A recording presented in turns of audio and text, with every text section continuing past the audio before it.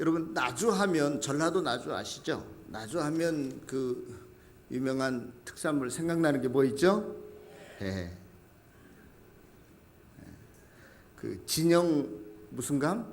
당감, 상주, 꽃감 뭐 이렇게 잘도 아십니다.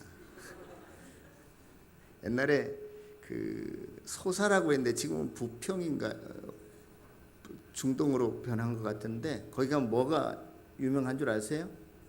복숭아가 유명했어요. 그와 마찬가지로 오늘 본문은 그 지리적 장소적 배경이 어디냐면 빌립보 가이사라라고 하는 동네였습니다. 그런데 그 빌립보 가이사라라고 하는 지역에서 일어난 사건인데요.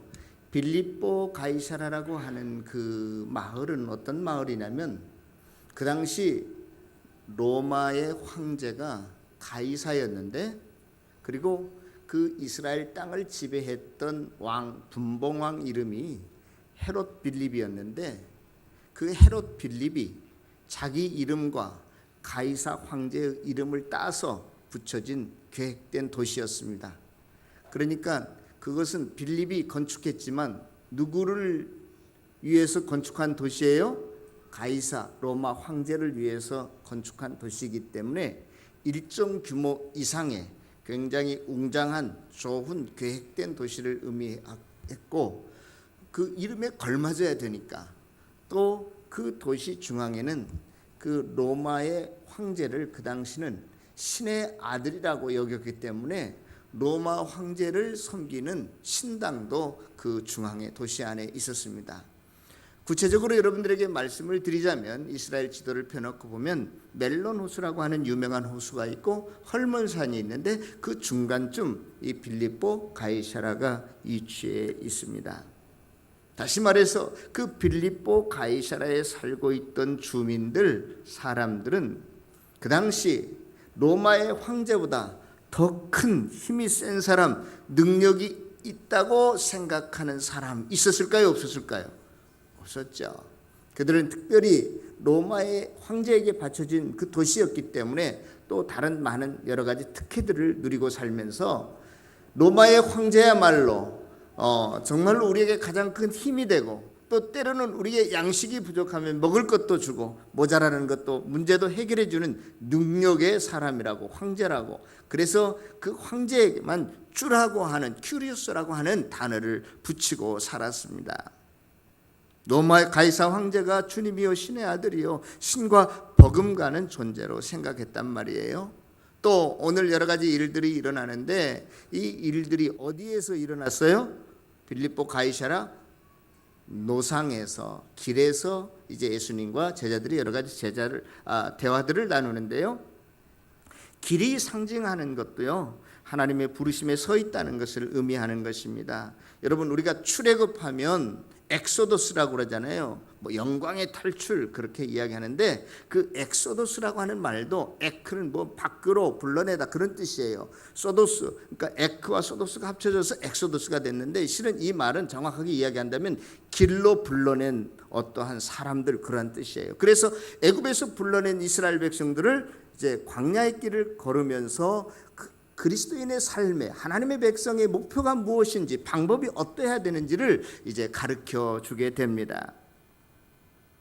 예수님께서 죽음을 앞에 두고 내가 간다 갈 것이다 이렇게 했더니 제자들이 이 주님이 어디로 가시는 건가? 주님 어디로 가시나이까? 이렇게 질문도 하고 여러분들이 아는 것처럼 이제 주님께서 돌아가셨어요. 그래서 제자들이 실망하고 고향으로 내려가다가 부활하신 주님을 만나죠. 그러니까 주님이 지금 예루살렘과 정반대로 등을 지고 자기 고향으로 내려가던 그 제자들이 부활하신 주님이 아니 도리어 예루살렘 쪽을 향해 나가신단 말이에요. 그때 코바디스 주여 어디로 가시나이까 이렇게 물어보는 일들이 있죠.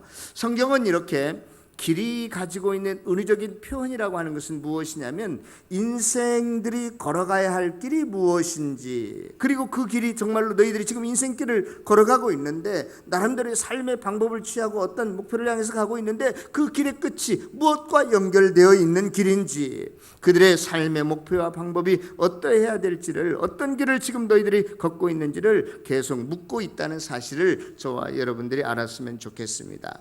그러한 어떠한 그 장소적인 상황적 배경 속에서 예수님께서 제자들에게 이렇게 묻습니다. 사람들이 나를 누구라 하느냐? 사람들이 나를 누구라 하느냐? 지금 이 질문은 어느 마을에서, 어느 도시에서 하고 있는 질문이라고요? 빌립보 가이사라라고 하는 사람들이 사는 그 동네.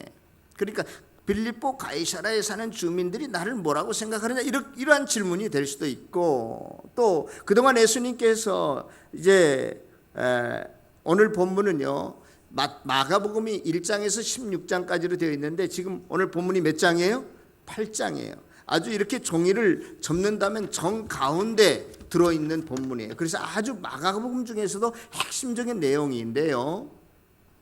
핵심적인 내용인데, 그동안 주님께서는요 예루살렘에서 멀리서 사역을 하셨어요. 그런데 이 8장이 끝나고 9장으로 넘어가면 이제는 예루살렘을 향해서 도리어 나아갑니다. 아주 전환점, 분기점이 되는 그러한 구절이고 그러한 본문인데요. 그동안 나를 만난 사람들이 나에 대해서 뭐라고 생각하느냐, 이런 질문일 수도 있어요. 또 나를 만나보지 못했다 할지라도 나에 대한 소문을 많이 들었을 텐데 그 사람들이 나에 대한 평판을 어떻게 하고 있느냐, 세상 사람들에 대한 어떤 평판을 물어보는 질문이라고 할 수 있습니다. 그러니까 제자들이, 어떤 사람들은 예수님에 대해서 뭐라고 합니다? 세례 요한이라고 합니다. 세례 요한은 우리가 잘 아는 것처럼 예수님보다 먼저 와서 예수님의 앞길을 준비한 사람이죠. 또 어떤 사람들은, 다른 사람들은 예수님을 향해서 엘리야라고 합니다. 여러분, 구약 성경에 기록된 엘리야를 잘 알고 계신가요?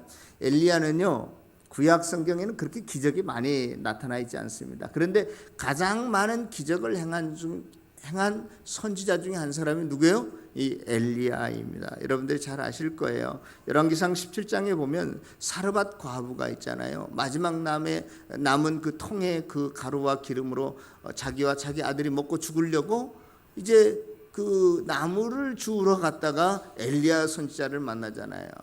그런데 이 주책바가지 엘리야 선지자가 그걸 자기를 해서 떡을 만들어 달라는 거예요.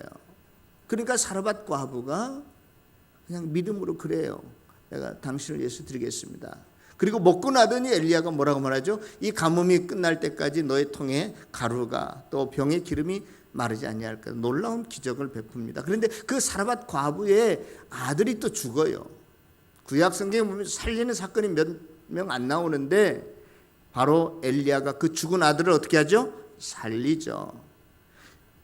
엘리야 시대에 그 유명한 악한 왕 아합이 있었는데 그 아합이 통치했던 시절에 하나님께서 그 땅에 재앙을 내리십니다. 3년 반 동안 뭐가 안 내려요?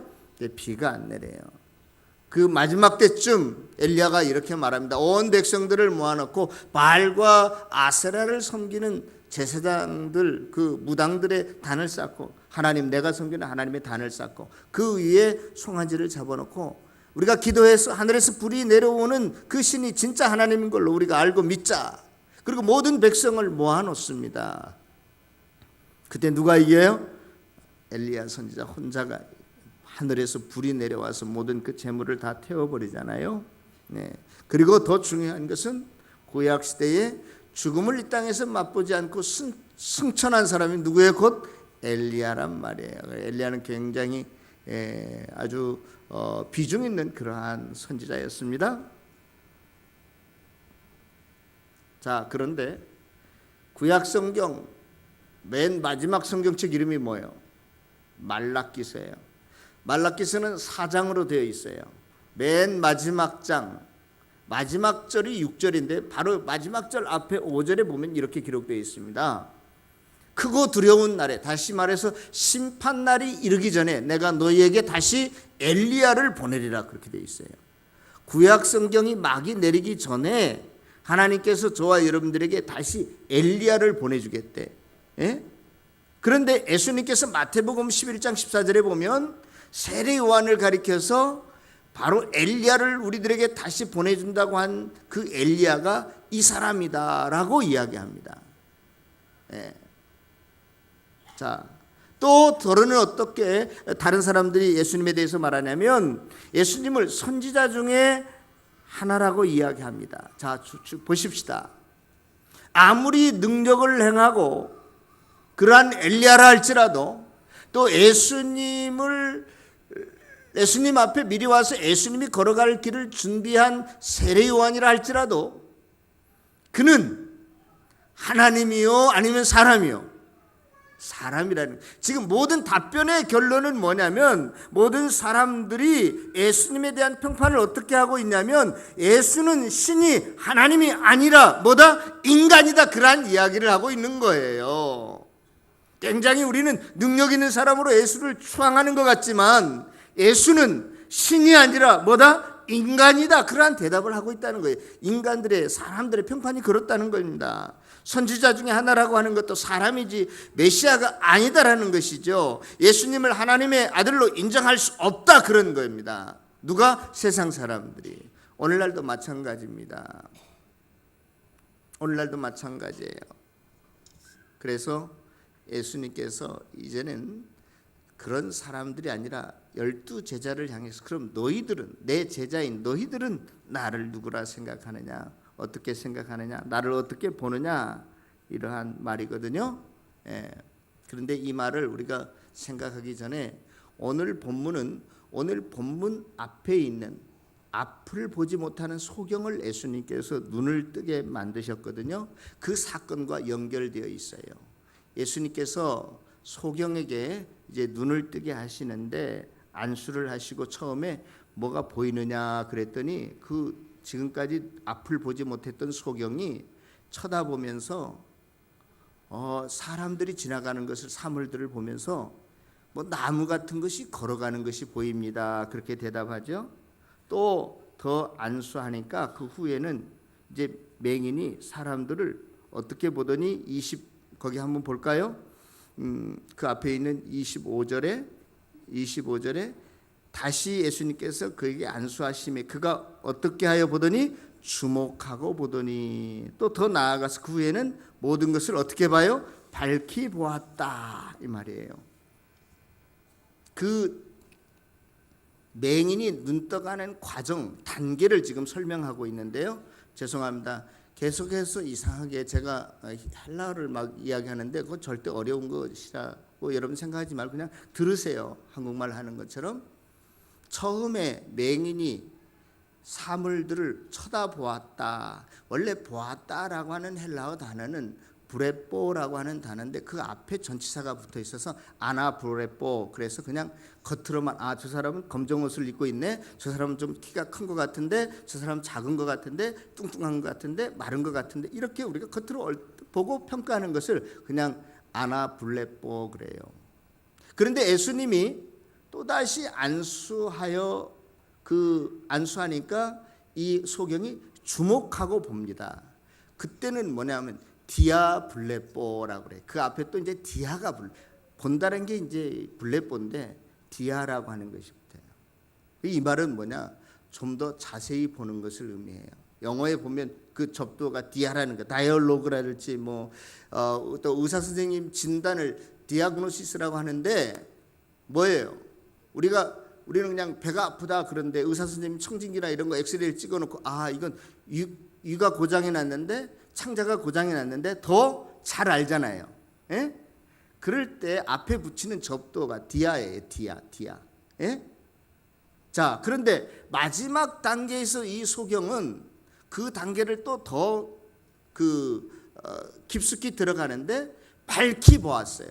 그건 엠블레뽀야. 엠블레뽀. 완전히 아는 거야. 속속들이 아는 거야. 아주 깊게 아는 거야. 내면의 세계까지 다 이해하는 것을, 그렇게 보는 것을 가리켜서 엠블레뽀라고 그렇게 이야기해요. 지금 소경이 눈 떠가는 그 과정을 지금 이야기하시고 그것을 통해서 제자들이 너희들이 지금 어떠한 단계 어떠한 과정 중에 있다는 것을 이미 앞에서 상징적으로 지금 사인을 해주셨어요. 예시를 해주셨어요. 예수님께서 제자들에게 너희는 그럼 나를 누구라 하냐 그렇게 물었을 때 베드로가 제일 먼저 나서서 주는 무엇이요? 그리스도입니다. 이렇게 이야기를 합니다.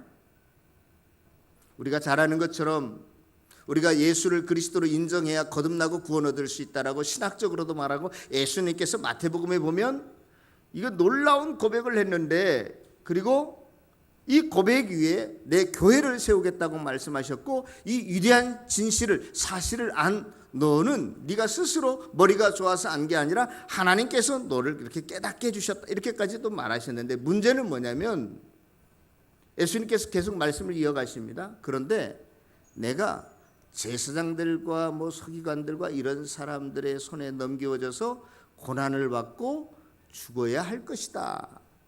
이렇게 하니까 베드로가 깜짝 놀라서 하는 말이 예수를 붙들고 하는 말이 뭐라고 말하냐면요. 우리 32절 다 같이 한번 읽어볼까요? 시작.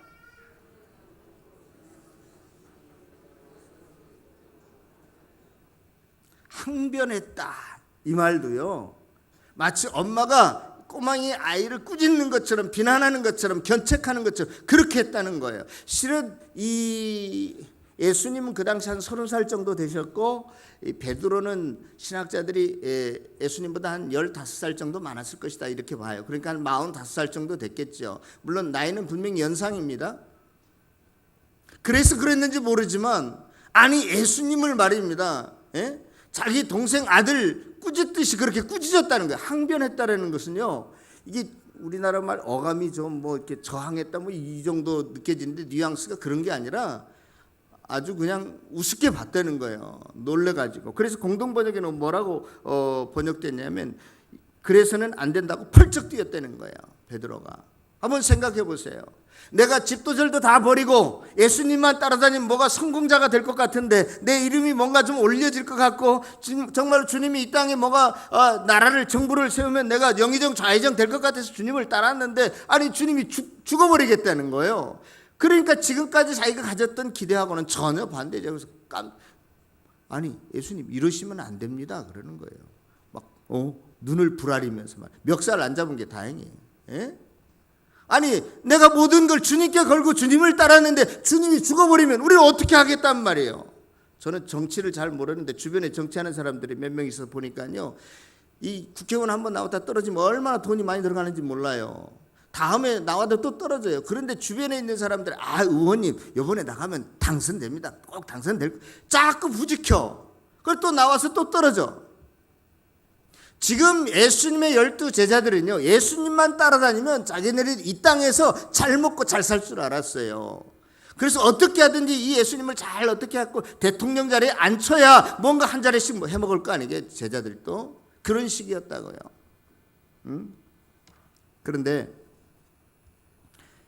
이렇게 무례하게 지금 베드로가 예수님께 멱살은 안 잡았지만 마치 어른이 자기 자식 꾸짖듯이 어린아이 꾸짖듯이 그렇게 항변하고 꾸짖으니까 그 보면은 다른 제자들도 한 명도 이 무례한 베드로의 행동을 보고 나무라는 사람이 없는 걸 보아서 다른 제자들도 똑같은 마음을 가졌던 것 같아요. 그렇죠?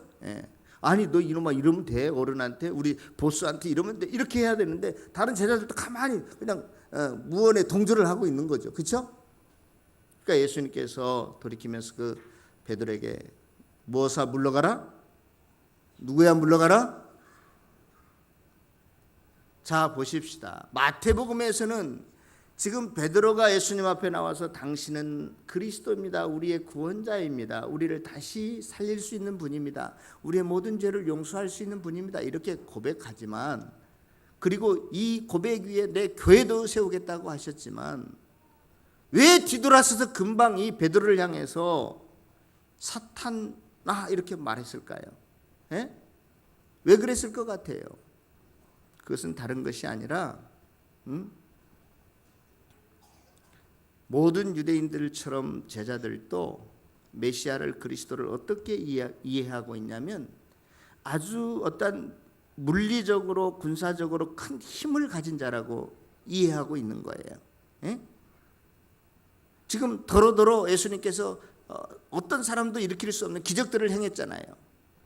그리고 뭐 어떠한 결정적인 순간이 오면 마치 철퇴를 가지고 질그릇을 부시듯이 이 모든 나라와 권세 잡음과 악의 세력들을 싹 쓸어버릴 자로 그렇게 여기고 있는 것입니다. 이 땅의 정치, 경제 모든 타락한 문화들을 일소하고 이 땅에 새로운 하나님 나라를 건설해서 자기네들이 왕자를 세울 수 있게 하는 그러한 메시아상을 가지고 예수를 따랐어요. 그런데 아니 그 예수님이 죽어버린다면 어떻게 되겠어요? 어떻게 되겠어요? 심지어 로마 군병들도 이미 그러한 유대인들의 그러한 메시아에 대한 그 사상, 기다림을 가지고 있었다. 그래서 예수님을 십자가에 못 박힐 때, 못 박을 때 로마 군병들이 뭐라고 말하죠? 네가 메시아거든, 그리스도거든, 능력이 있는 사람이 있거든, 거기서 뛰어내려라 이렇게 이야기한다. 예? 그러나 예수님께서는 그동안 제자들과 동행하면서 제자들을 데리고 다니시면서 계속 예수님께서는 내가 누구인지를 가르치시고 보여주셨어요. 12명 많은 예수님을 따르는 무리들이 있었지만 특별히 12명을 공식적으로 제자를 삼으시고 예수님께서 이 땅에 오신 목적이 무엇인지, 하나님의 일이 무엇인지, 하나님의 생각이 무엇인지, 하나님의 계획이 무엇인지, 그의 살아가는 방법까지도 어떻게 살아야 될 것을 가르쳐 주시고 보여주셨어요. 방금 전에 소경의 눈을 띄워주면서 너희들도 확실히 눈을 떠서 나를, 예수를 제대로 보고 알라는 사인을 주셨거든요. 그런데도 불구하고 이 예수님의 제자들은 아직도 예수님을 제대로 알지 못하고 보지 못하고 있다는 거예요. 마치 처음에 소경이 눈 뜰 때 이렇게 어떻게 눈을 떴는지는 모르지만 사람들이 지나가는 것을 보고 나무 같은 것이 걸어가는데요 이렇게 말했던 것처럼 예수를 지금까지 본다고 보았지만 수박 거달키식의 예수를 본 것 같아. 예수를 이해한 것 같아. 정말로 예수님께서 육신의 몸을 입고 이 땅에 오신, 저와 여러분들을 찾아오신 그 의미를 모르고 그저 능력이나 행해서 자기네들이 이 땅에서 자리 한 자리 차지하기 위해서 이 예수님의 제자들은, 이 베드로는 그러한 말을, 그리스도라고 하는 단어는 사용했지만 진정한 그 메시아 그리스도의 속뜻을 알지 못하고 있다고 하는 사실 우리가 알아야 될 것 같습니다. 처음에 이 소경이 완전히 밝히 보지 못했던 것처럼 예수님을 보지 못하고 있는 이 제자들의 모습, 그래서 예수님께서 그 제자들에게 결론적으로 이렇게 말씀하십니다. 너희가 나를 따르려거든, 내 제자가 되려거든, 이렇게 해야 된다. 우리 다 같이 34절 35절을 읽겠습니다. 34절 35절 시작.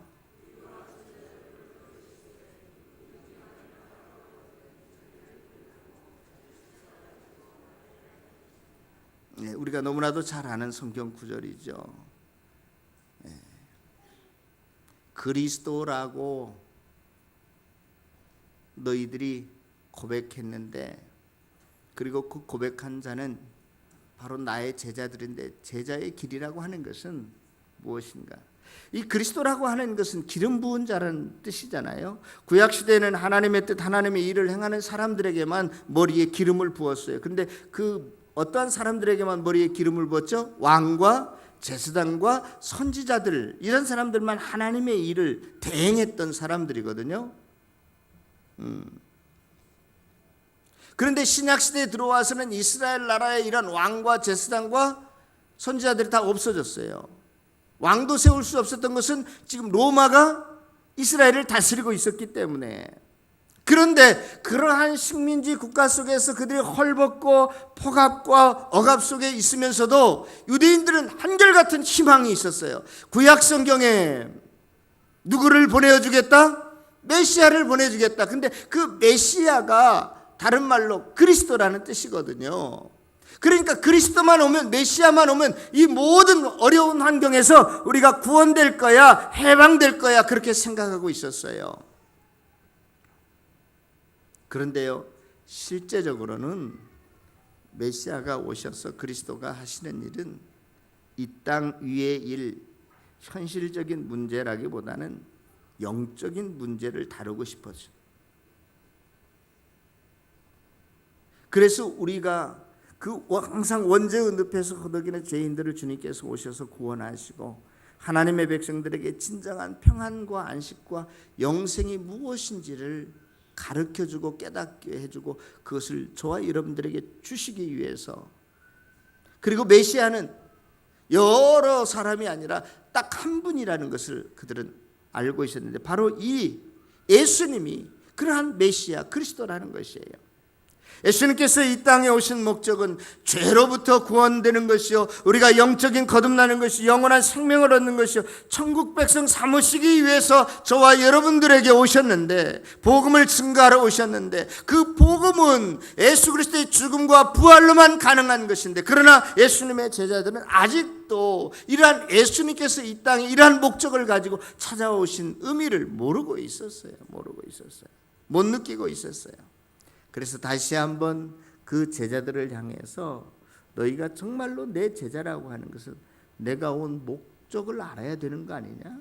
내가 걸어가고 있는 그 길을 너희들도 따라 걸어오는 게 내 제자가 아니냐 하시면서, 너희들이 나를 따라오려거든. 제자의 길이라고 하는 것은 뭡니까? 자기를 부인하고 자기 십자가를 지고 나를 따를 것이다.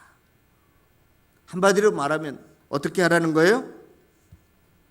어떻게 하라는 거예요? 그냥 죽어버려라, 그런 거예요.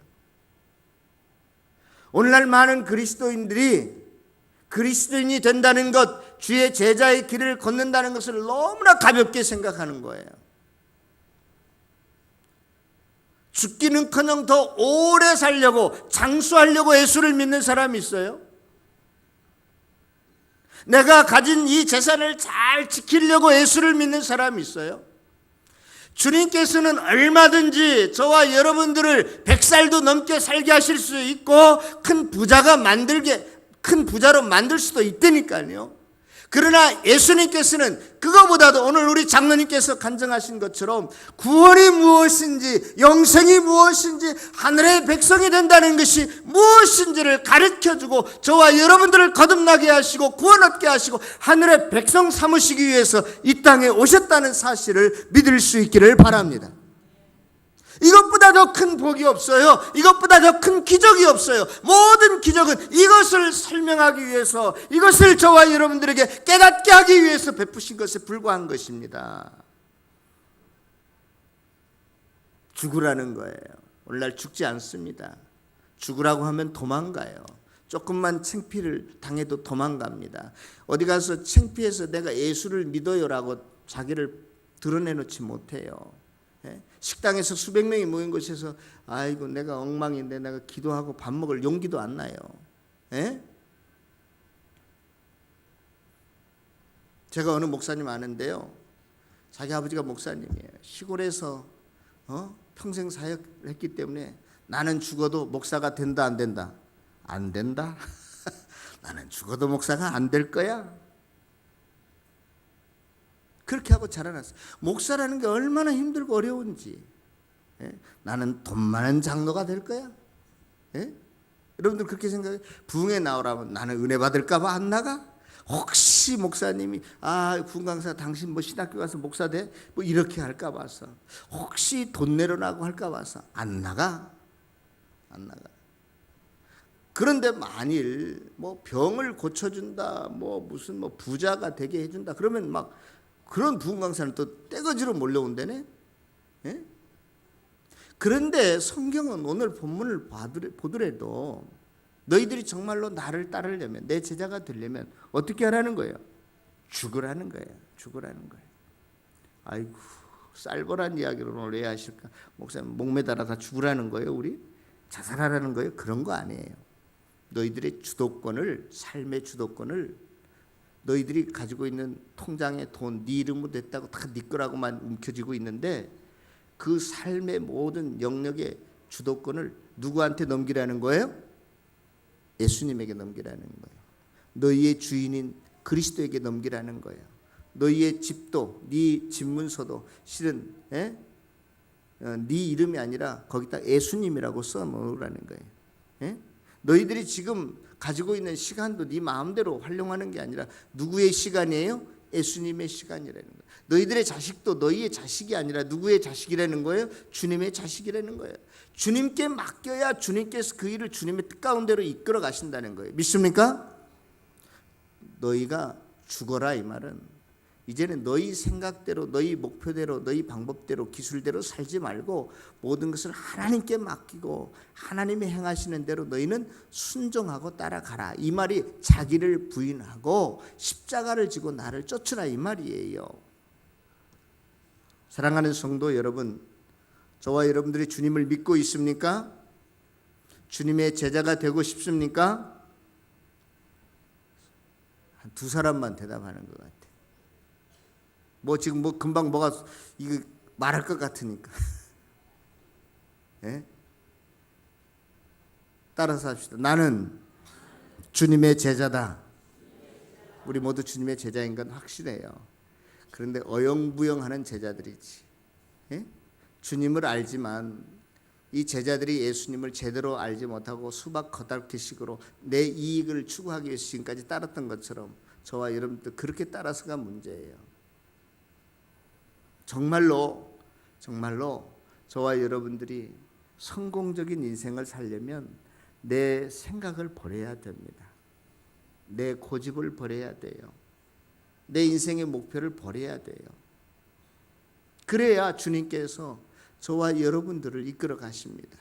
저와 여러분들을 사용하십니다. 할렐루야. 모세가요, 젖 먹을 때 바로의 궁에 들어가서 왕자 수업을 몇 년 동안 받게 되죠? 40년 동안이라. 사도행전에 보면 그래서 이 모세는 애굽의 학문과 학술을 다 배웠다 그랬어요. 능통했다 그랬어요. 그래서 40살 되던 해에 내가 이제 이만큼 지위도 있고 공부도 했으니 내가 내 민족을 위해서 뭔가 일해버리라 하고 나왔다가 자기 민족과 히브리 민족이 싸우는 걸 보고 자기 민족과 애굽 민족이 싸우는 것을 보고 애굽 민족을 쳐 죽이잖아요. 다음 날 와서 보니까 같은 민족끼리 또 싸우는 거예요. 야, 싸우지 말라 말리니까 언제 우리가 너를 재판관으로 삼았느냐. 그 당시 애굽 민족의 법은 아무리 신분 고하라를 막론하고 타 민족이 애굽 민족을 죽이면 그 사람은 벌을 받아야 돼요. 그래서 비록 왕자인데도 벌을 받아야 되기 때문에 미디안 광야로 도망갑니다. 그래서 거기서 몇 살이 되었어요? 40년이 지나서 80살이 되었어요. 80살이 돼가지고는 아무 일도 못해요. 그렇죠?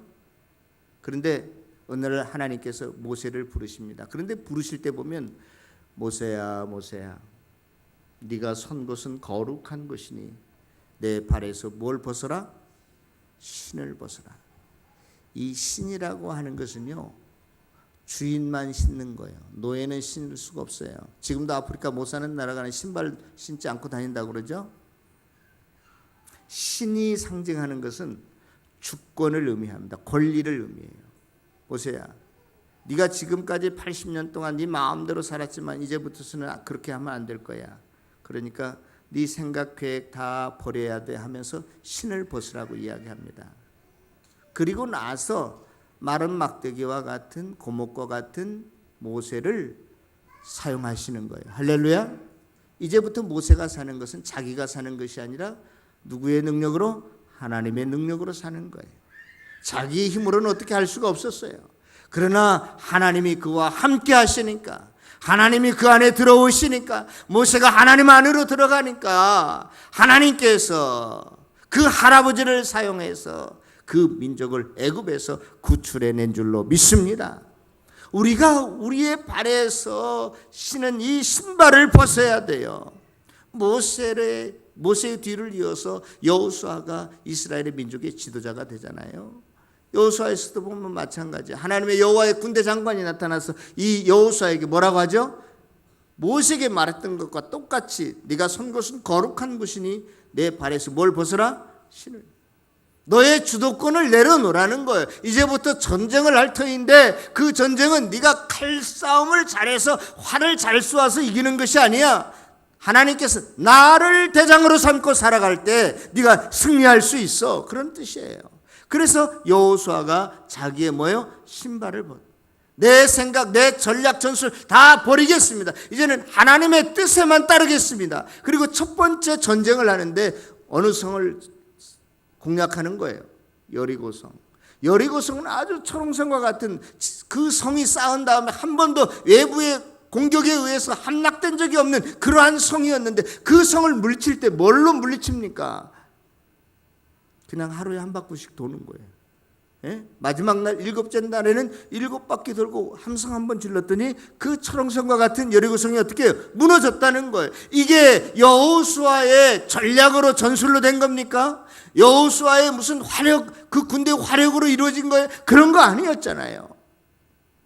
하나님이 대장이 되시니까, 하나님이 그 전쟁의 주도권을 잡고 이끌어 가시니까 그러한 일들이 일어나더라는 것입니다. 저와 여러분들도 우리의 삶을 살아가는데 모든 주도권을 그리스도에게, 예수에게 맡기고 따라갈 수 있는 저와 여러분들이 되어주시기를 바랍니다. 절대로 저와 여러분들이 내 뜻 가지고, 내 계획 가지고, 내 힘 가지고는 이룰 수 있는 게 하나도 없어요. 여러분들 기드온 아시죠? 사사시대의 기드온이 그냥 평범한 사람이었어요. 그런데 기드온이 살았을 때 이스라엘 나라의 이웃에 미디안 족속이 벌떼처럼 달려들었습니다. 그래서 이스라엘 사람들은 놀래가지고 힘도 없고 그러니까 산으로 올라가서 숨고 동굴 속에 들어가서 숨어서 살았어요. 그런데 갑자기 기드온도 그렇게 살고 있는데 하나님께서 기드온에게 나타나서 내가 너와 함께 하겠다. 네가 미디안 족속을 물리쳐라 그러는 거예요. 예?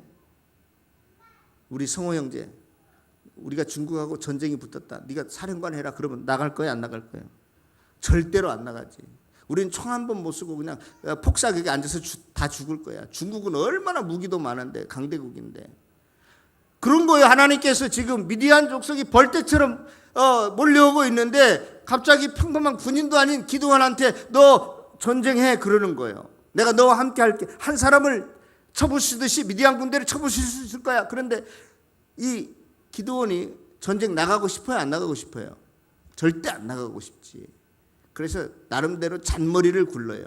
어떤 잔머리를 굴리죠? 아, 그렇다면 내가 여기에다가 양털을 놓을 텐데 하나님 오늘 밤이 지새면 여기 양털에만 이슬이 내리고 주변 땅은 아주 뽀송뽀송 안 내리게 해주면 내가 그게 하나님의 뜻인 줄 알고 나가겠습니다. 그런 거예요.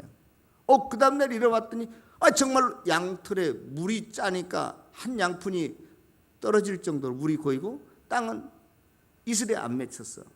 그럼 빨리 나가야지. 근데 또 나가고 싶어? 안 나가고 싶어? 그래도 안 나가고 싶어. 이거 생사의 기로서 있는데 함부로 전쟁 나갔다가는. 그리고 게임이 비슷해야 나간다고 그러지. 게임이 말도 안 돼요. 성경에 보세요. 미디안 족속이 메뚜기 떼와 갖고 낙타가 무수하더라. 숫자도 셀 수 없더라. 이스라엘 족속은요, 낙타 한 마리도 없었어요. 근데 어떻게 그런 전쟁을 합니까? 그러니까 또 나가기 싫은 거야. 그러니까 이번에는 거꾸로 이야기하지. 하나님 죄송합니다. 이번에는 요 양털에는 이슬이 안 내리고 주변 땅만 촉촉하게 한번 적겨주시면 그때 나가겠습니다. 그 다음 날 일어봤더니 이제 거꾸로 그 일이 이루어졌어. 많은 신학자들은 이 부분에 대해서 기드온은 믿음이 없는 놈이야. 한 번만 하나님을 테스트했으면 됐지 2번씩이나 테스트를 하다니 이게 나쁜 놈이구나. 그렇게 하지만 저는 역으로 생각하고 싶어요. 왜냐하면 정말로 기드온은 마지막 순간까지 전쟁에 나가고 싶지 않았어요. 여러분들 우리 한국 속담에 굴러온 돌이 뭘 빼낸다? 박힌 돌을 빼낸다. 자기 박힌 돌은 자기 생각은 전쟁에 안 나가고 싶었다니까. 그 전쟁은 해봐야 잘못하면 죽는 전쟁이니까. 그런데 하나님의 뜻이 아니야. 내가 너와 함께 할게. 네가 가서 전쟁에 나가서 싸워. 그래서요, 그 하나님의 뜻이 와서 자기의 박힌 돌을 굴러낸 거예요. 저는요, 이것이 곧 믿음이라고 생각합니다. 저와 여러분들이 이 세상을 살아갈 때 하나님의 말씀에 대해서 내가 순종할까 말까 이런 얄팍한 생각을 가지고 얼마나 우리가 왼쪽으로 갔다 오른쪽으로 갔다 하는 때가 얼마나 많이 있어요. 그러나 그때마다 우리가 하나님에게 주도권을 드리고 하나님께 순종하게 되면, 믿음으로 그 뜻을 따르게 되면 우리가 주의 은혜와 복을 얻게 될 줄로 믿습니다. 하나님의 뜻에 순종하는 사람이 곧 주님의 제자예요. 다른 게 아니에요. 내 이익에 눈멀어서 내가 안일과 영달을 위해서 살아간다면 그는 하나님의 제자가 아닙니다. 하나님의 백성이 아닙니다. 그러므로 사랑하는 성도 여러분, 이러한 자기 부인, 자기 죽이기, 그것이 곧 믿음이고 하나님께 모든 주권을 내어드리고 종으로 주의 제자로 말씀에 순종하며 살아가는 사람, 제자라고 하는 것은 주님이 다시 오실 때까지 좁은 길을 걸어가는 사람, 십자가의 길을 가는 사람, 끝까지 걸어가는 사람, 십자가 지고 승리하는 사람임을 믿고 오늘 또 나를 부인하며 주님을 따라가는 주의 신실한 제자들이 다 되어주시기를 주님의 이름으로 축원합니다. 기도하겠습니다.